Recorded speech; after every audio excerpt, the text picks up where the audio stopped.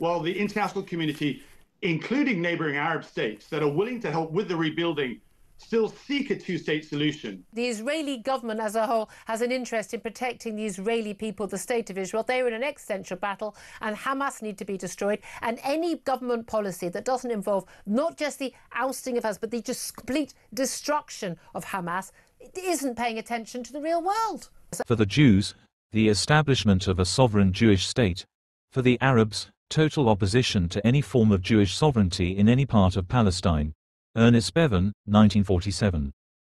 Tobias Ellwood joins us, a former Conservative former Conservative MP, former Defence and Foreign Minister as well, and joins us. A very good afternoon to you, Tobias. Good afternoon to you. I feel it's going to start well and it's going to go badly, this interview, because I understand that you are of the view that actually this is the right announcement from the British Prime Minister, and that this is the right time. He always said, you know, it was in the Labour manifesto, wasn't it? A long-time Labour position of recognising a Palestinian state, but he said previously he wanted to wait until it was the right moment. He said yesterday even waiting for maximum impact, talking about doing this ahead of the General Assembly meeting of the United Nations in this September. But in putting conditions on Israel about humanitarian aid to Gaza, about a ceasefire and about their actions, but at no point putting the same conditions on Hamas, release the hostages, lay down their weapons, agree to a ceasefire, which ceasefire, by the way, they just rejected. Why do you think that this is the right move by the Prime Minister? I'm going to give you my view. I'm not going to say whether I disagree or agree with the Prime Minister. Can I give you my view? And this interview doesn't need to go to a bad place, as you perhaps suggest. I hope you give me a little bit of latitude to explain my position, which is different from the Prime Minister's, because your discussion there all focused around somehow rewarding Hamas or somehow supporting Hamas. Hamas has lost any right to govern Gaza, to govern the people of Gaza, given what it did on the 7th of October. As former Middle East minister, I promoted the position that recognition of Palestine that can only be used once needed to be part of an act to help the objectives of securing that two-state solution based on 1967 borders. Otherwise, it's mere symbolism. So it's just two opposing stories between us feeling that this is our home and our neighbors telling us, get out of here. This, you know, you're foreigners. So that's when I realized that it's much deeper than what I thought. Like, you know, we are two people, we need to share the land, let's figure out where to draw a border. They were basically telling me, get out. There's no sharing land with them. And I think that's what many Westerners, especially today after what happened in Iran, many Americans don't understand. And just like you said before, we the Druze have been saying it for a long time. Listen to what they say.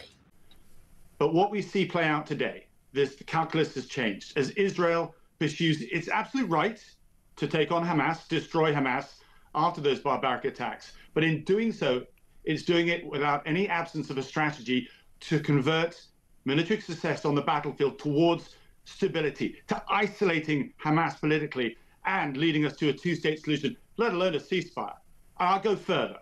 While the international community, including neighboring Arab states that are willing to help with the rebuilding, still seek a two-state solution, Prime Minister Netanyahu himself is not interested. Indeed, his actions with building more illegal settlements in the West Bank and blasting the Gaza Strip are leading to this humanitarian crisis that we're seeing play out today. So this wider discussion of recognition is not just a reminder of that long-term objective and how close we are to losing it as an outcome, but this argument that recognition helps Hamas is just completely false. Hamas does not recognize Israel, let alone a two-state solution. So this recognition could be used to isolate Hamas. The Gazan people see Hamas then as the blocker to peace.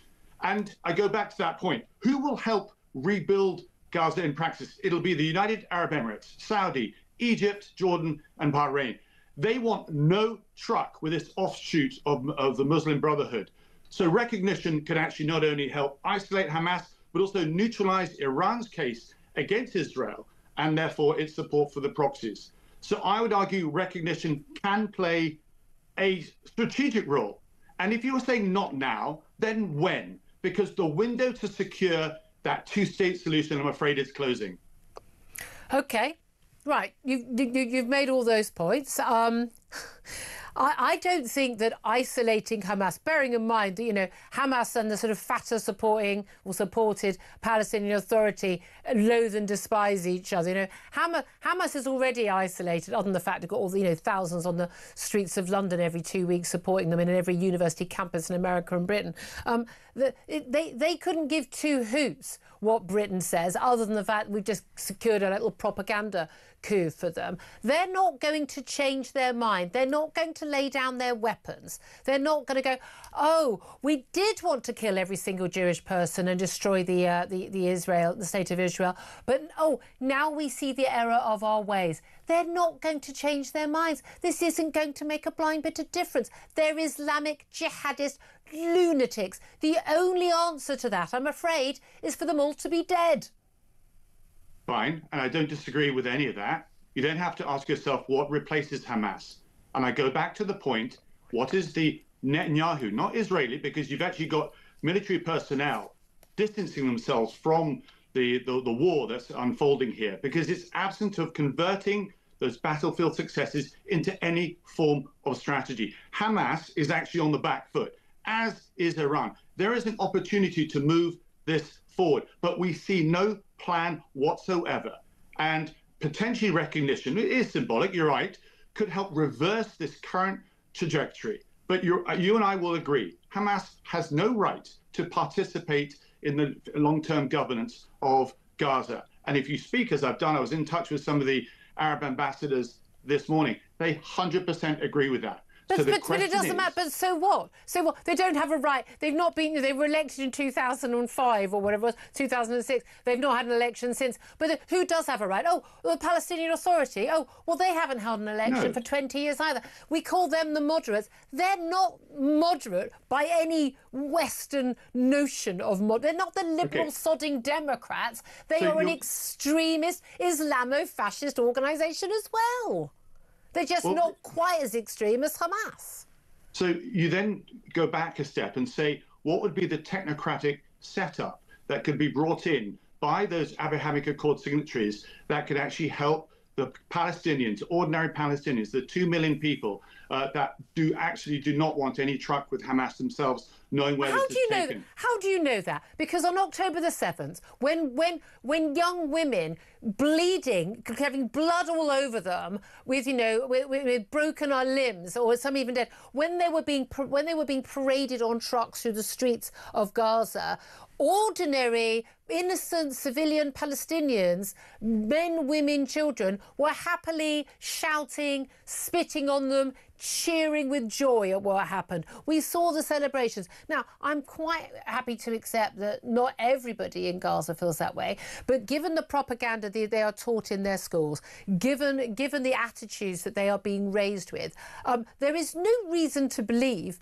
that these people are not, as a majority, in favour of Hamas, their rulers.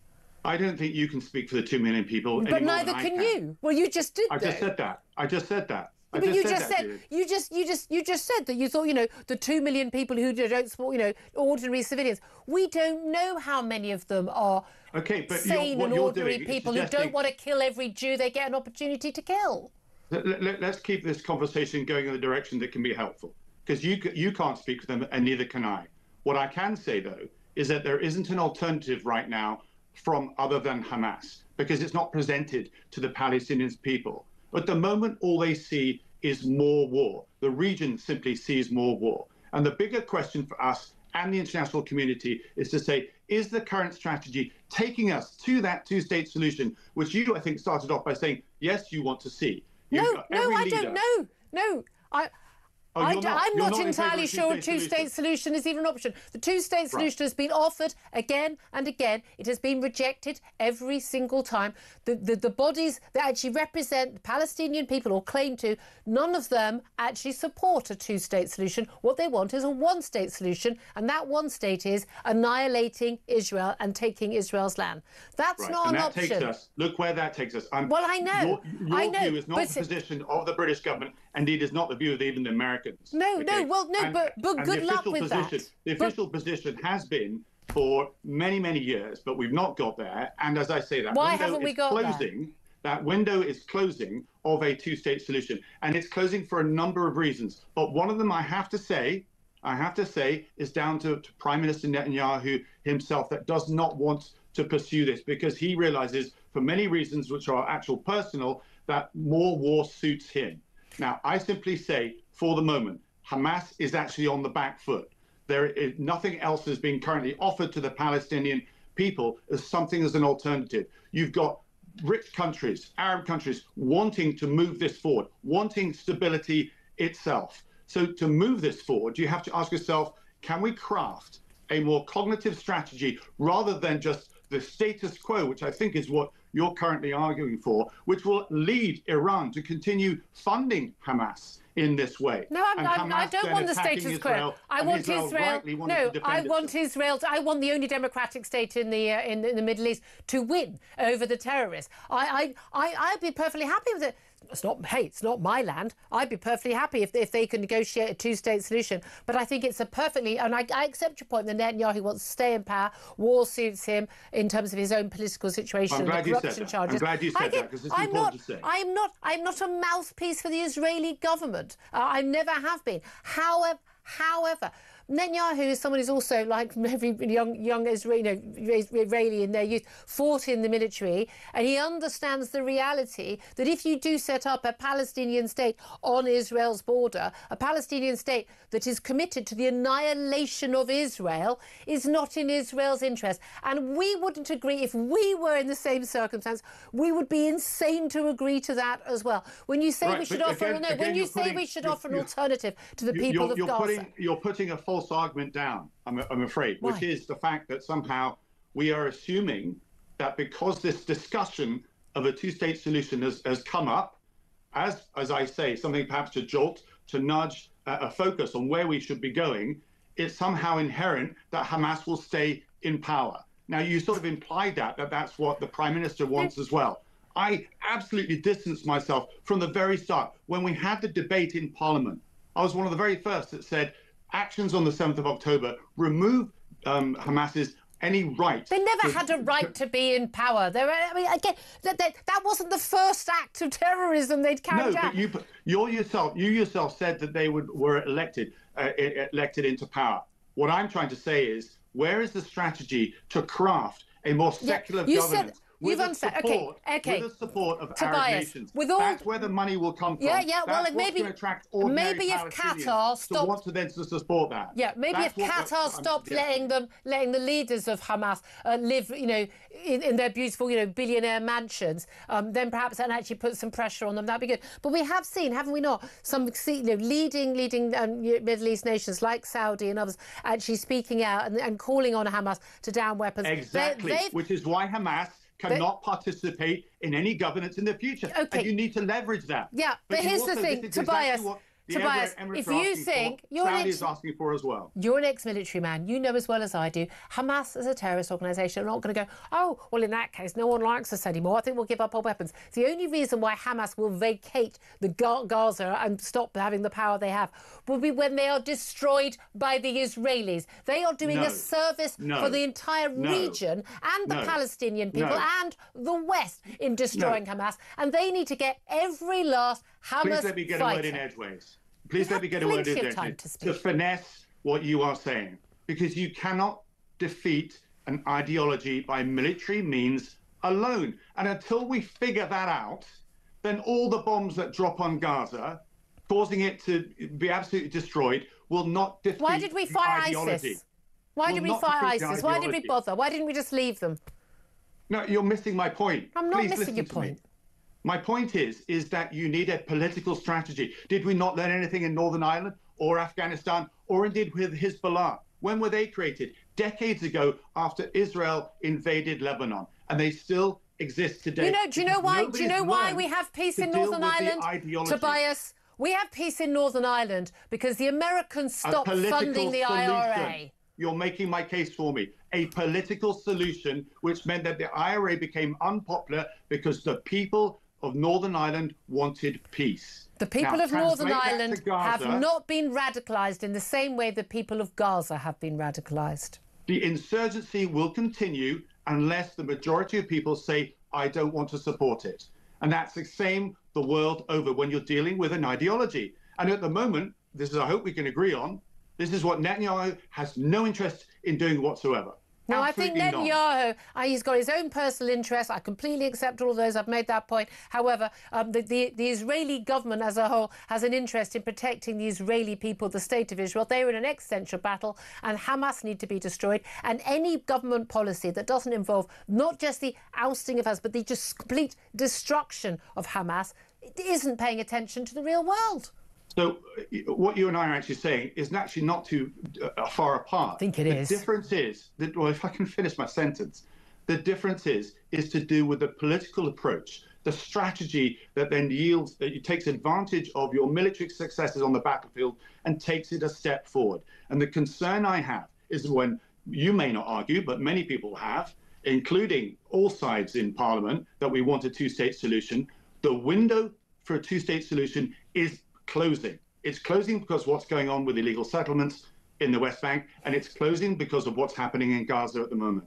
And if we are serious about a two-state solution, which you've now declared that you're not interested in, then that's what we need to rekindle, a sense of purpose as to where all this leads. And at the moment, I do not see a strategy. In relation to what you want to do, which is the status quo, that will lead to Tobias, you're completely mischaracterizing what I've said. I'm all in favour of a two-state solution. You said you were against a two-state solution. No, I didn't. I've said no. I'm perfectly in favour of there being a two-state solution. Okay. Forgive me, that's what I understood.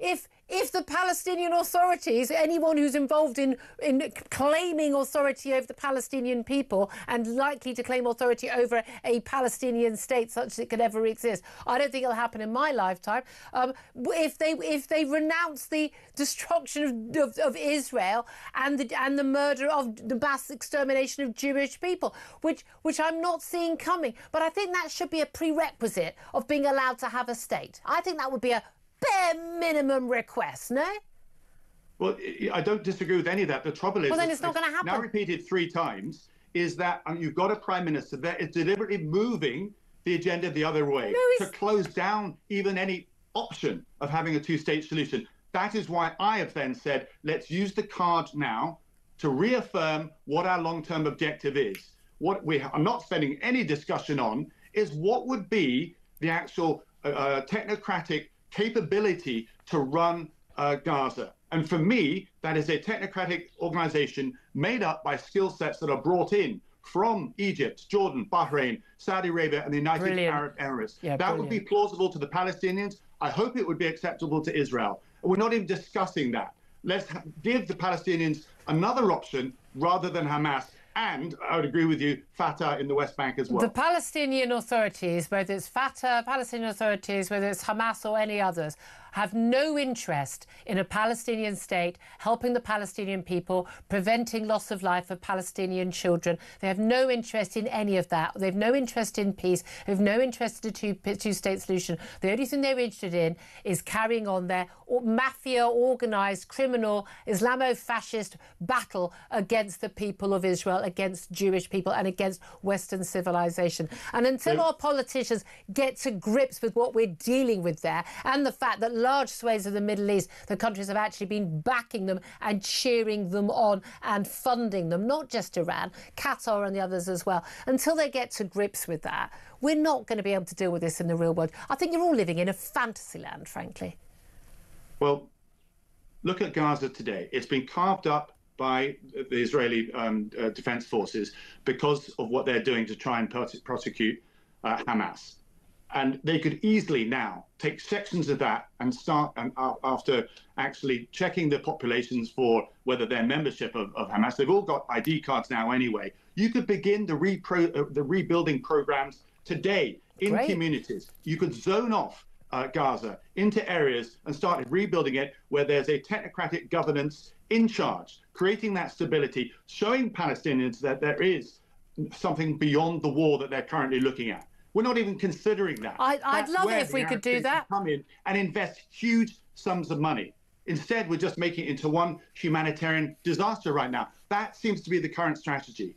So these are practical solutions that we could lean into, which are beyond the general debate about whether or not to actually recognize Palestine or not.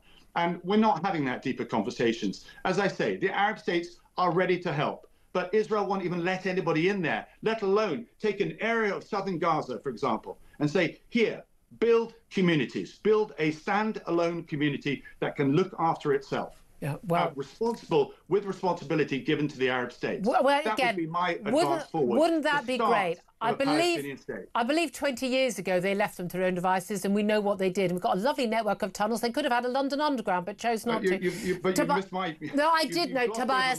Tobias, I was being facetious. I understood your point. I appreciate coming on. I appreciate that debate. Thank you very much. Lots of reaction coming in from our phone callers. Tobias Elwood, thank you. He's a former Defence Minister, former Foreign Minister, responsibility for the Middle East as well, former MP. Claire Pearsall, what do you make of that? Well, that was a bit feisty, wasn't it? And I like Tobias, and I think he's very clever. Yeah, I think he's also wrong on quite a lot of things. The one thing he was right on... She gave with one hand, she took away with the other. I'm so kind. Is what replaces Hamas. And I think he's right, and that is a discussion... The European Union, by the sound of it. Oh, can you imagine? Sort of Macron Jr. On, as if people haven't suffered enough. Give them Ursula von der Leyen as well. Oh, that'll be nice. We can send it there. But I think that we need to think of that. We need to look at the Palestinian Authority because they're not up to scratch. Hamas definitely not up to scratch. What replaces it? And nobody's really thought that far ahead. Do the Palestinian people who are there want a replacement? And again, this whole idea of like, listen, I'll take children 100% innocent. Yeah. I've got a big question mark about most of the adults. Sorry. And this You're is it. And spitting on a girl who's clearly been raped and murdered, as you said. Not she's a nice paraded man, on a truck. I'm not sure that you maybe are up for a technocratic government, but there we are.